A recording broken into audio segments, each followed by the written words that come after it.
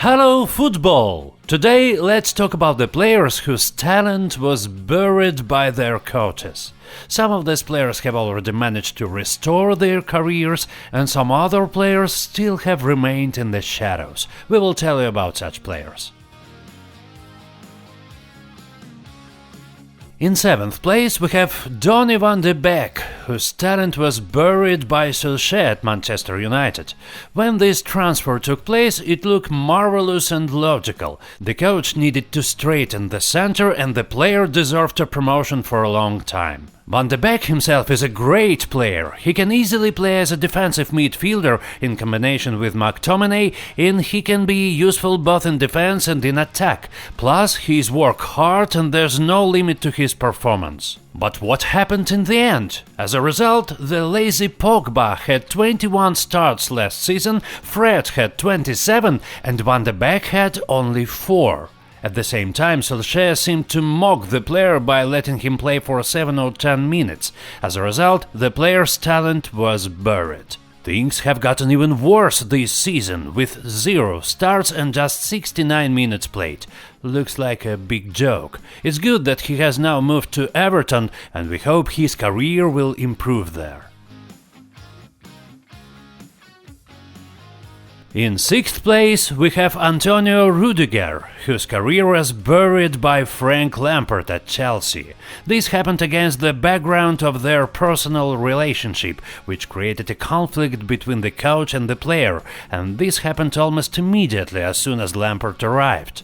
As a result, Rüdiger first entered the match under the new coach only in the 9th round of the Premier League, and he lost the competition even to Christensen and to Kurt Zouma, and that looks just ridiculous. Rüdiger even thought about changing the club, but Tuchel took over the team in time and completely revived Rüdiger's career. Now he's an Iron Man in the starting lineup, and there's nobody more important in defense than Rüdiger.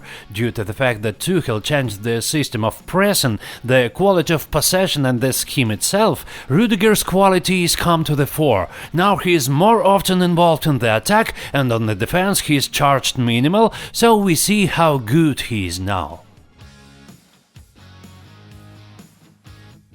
In 5th place we have Luka, whose career was buried by Zidane at Real Madrid. Although the funny thing is, Zidane himself personally asked to buy this particular player for him, so Florentino Perez laid out as much as 60 million euros for this deal. But it turned out that the club bought just one more reserve player, and in the first season Jovic only appeared 4 times at the start. Zidane even openly said that the player should change the team in order to get game practice, because he doesn't correspond to the level. It got even so absurd that Zidane preferred to send Ramos on the attack or allow Casemiro to attack more often than release Jovic. And the recent loan of Jovic to Eintracht looks indicative.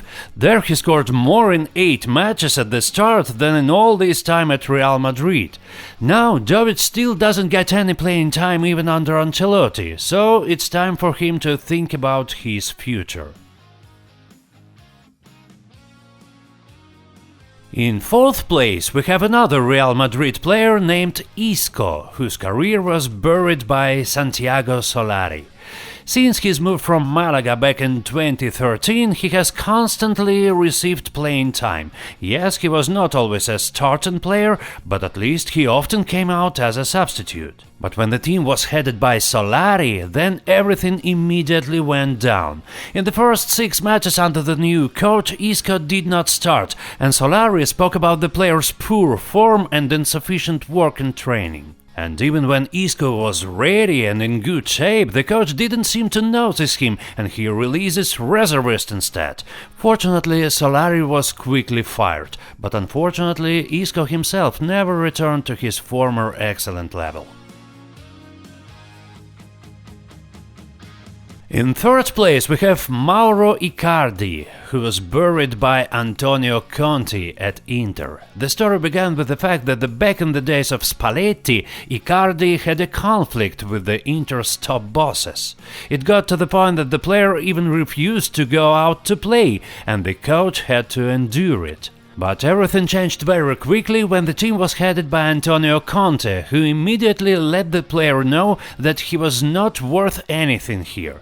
Conte suspended the player from training and forbade him to appear in tactical classes, the coach openly making it clear that Icardi would be sold in the next transfer window. Actually, this is how the player's career ended, because after this none of the top clubs wanted to get involved with Icardi and his agent, because both of them are as toxic as possible. Yes, finally he ended up in PSG, but here he is no longer the main star. Here he is not a player in the starting lineup. Here he is nobody.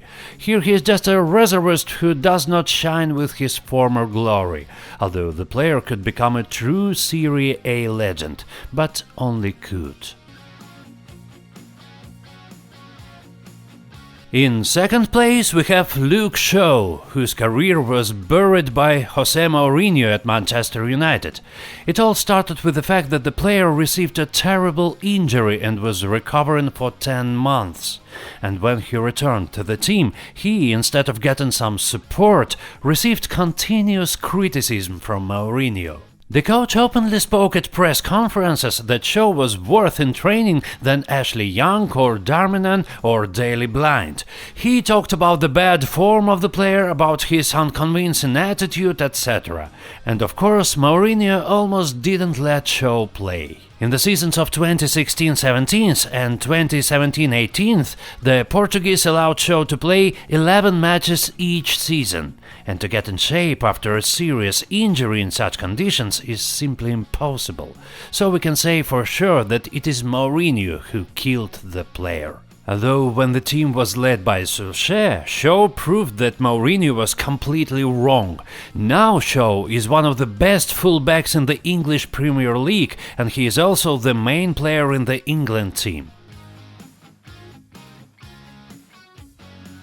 Now in the first place of our list we'll put Joe Hart, whose career was buried by Pep Guardiola in Manchester City in 2016. We all know that it is very important for Guardiola that the goalkeeper has a high footing skill, and therefore, as soon as he led the team, he immediately asked to straighten this particular position. And Joe Hart at that time was an excellent goalkeeper, one of the best in England, but he had big problems with short passes and even clearances. Therefore, Man City immediately got rid of him. The goalkeeper tried himself in Torino, in West Ham, in Burnley, but everywhere Hart met only failure. Perhaps because it morally knocked him out, or perhaps because in Manchester City he was as comfortable as possible, I don't know. But what is known is that his career after leaving Man City was buried. Now Hart plays for Celtic, and he is doing almost like in his best year so far. He concedes just 0.52 goals per game, which is the best result in his career. He has 14 shoutouts out of 23. In general, we wish him good luck. Well, who do you think is missing from this list? Be sure to write in the comments. Well, Kevin De Bruyne was with you, see you soon.